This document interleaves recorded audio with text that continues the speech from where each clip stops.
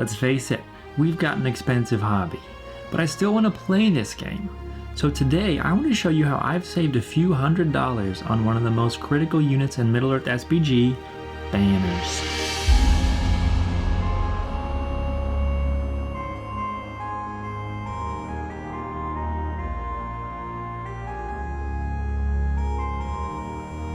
You know the problem.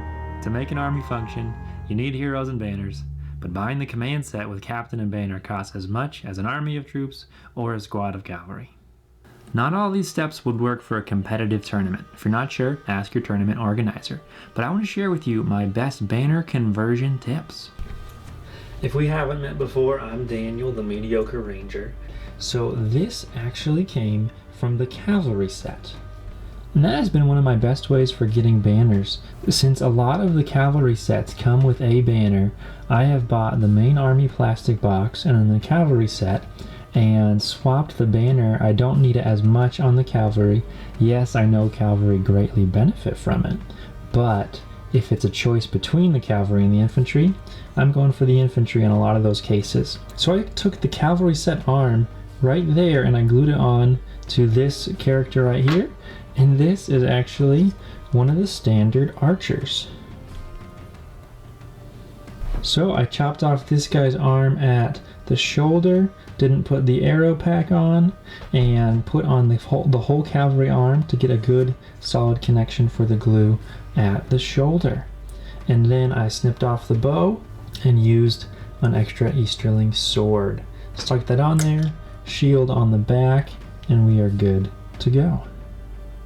This next guy is probably the one that I use most of all. Lothorian is my go-to army. I did the same thing. I bought the plastic box set of infantry and the plastic box set of cavalry and decided I would get more use out of the infantry banner. And so this particular soldier had an arm to glue on in the first place, so the kit came with no arm in place, and I simply glued on the cavalry banner. Alright, the next one is a Halberd conversion. I really think the metal version has a dorky helmet. I was wanting something a little different for Aragorn's right-hand man. So I used a plastic box set Ranger, and this is actually a flag from Dol Amroth. I bought the plastic set of Dol Amroth and decided Imrahil is a banner, and I don't need an extra banner just for Imrahil. It's not worth it in my small points games. So what would I get more use out of? A Halberd or a banner just for Imrahil? And I went with this. And I thought the Dol Amroth flag could really fit the R1 Even Star theme. So this time I did not use the exact same technique of chopping off at the shoulder, because I've got a pretty unarmored ranger here and a full knight's arm would not make sense on it. So I took off the ranger's arm right here at the glove, and that gave me another good solid connection to glue on this banner. My very first banner conversion ever a couple years back, I was taking whatever I had because I just needed to make some banners, and I chopped up a lance and just glued it onto this guy's hand. As you can see, the bottom one already came off. I've had so much issue just trying to keep these on, and it wasn't a big enough space keeping the original hand for something so tall and weighty. So that's where I learned to keep the biggest space available to glue so that it's going to stay a lot better. I was inspired to do this video from a video by Jacob at Conquest Creations titled Bad Conversions for the Greater Good. I thought, I could do bad conversions. In fact, I already have. So thanks, Jacob. That video really gave me permission to try stuff and not be good at it yet.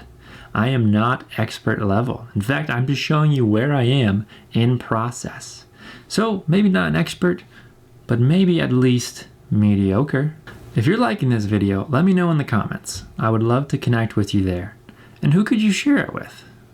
Alright, miniatures from another game. These are Games Workshop miniatures, but I had some flags from some other miniatures, and I thought, okay, if I painted those up, and obviously I haven't yet, but I could make this look Gondorian in nature, some generic, almost medieval type flags, and that, you know, that's going to work. For this, I simply used toothpicks. This one's unpainted right there, as you can see. and then I glued on the toothpick to the banner. I didn't use the original stick coming down here because it was super flimsy. I need something stronger, and this was just hand-sized. I was happy with that right there. So that gave me 2 useful banners for Gondorian infantry.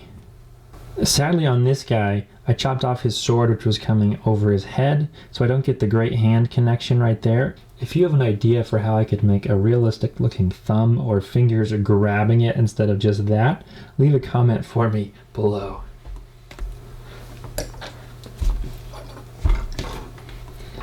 This one's the same idea, but it was just a blank flag, and so I could paint any decal if I really chose to make this Mordor or Angmar orc really have a scary banner.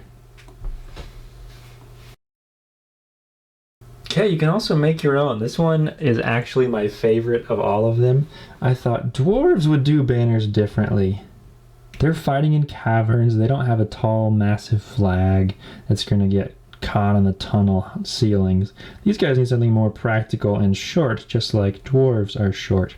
So this is a toothpick and a piece of sprue. So the part of sprue that I used was a center of a sprue right here. So I chopped off this guy, shaved off the little pieces with some craft knives, and just stuck that type of piece right on the back of a toothpick, and voila. I like to imagine that it's somehow a freestanding circle, so it always rotates left and right to maintain equal balance. And it kind of looks like a crude humanoid figure up top with like a head and arms, and I like that too. So with a little paint, this could be looking very pretty. And lastly, repurposing. I didn't have a Rohan banner, and the Easterling Cavalry pack came with 2, so some of you would be like, no way, you can't do that. Well, yeah, I'm not going to take this guy to a competitive tournament, but for games at home, I want a real flag on there. So if I paint this green and white alternating, it's going to look quite different from the Easterling yellow and red that I've got going there. And then also I chopped off like the crescent horn at the top, and that does a little bit to make it look different as well. And so it was a challenge for me of how do I make this look like it would be a Rohan thing instead of an Easterling thing. Some of you would enjoy that challenge, others not. That's fine. But all along I've been thinking, what could I do to get more banners in my army and more variety in my games? If you have a banner conversion success story or idea for me, let me know in the comments. Thanks for watching, and was this video worth the thumbs up?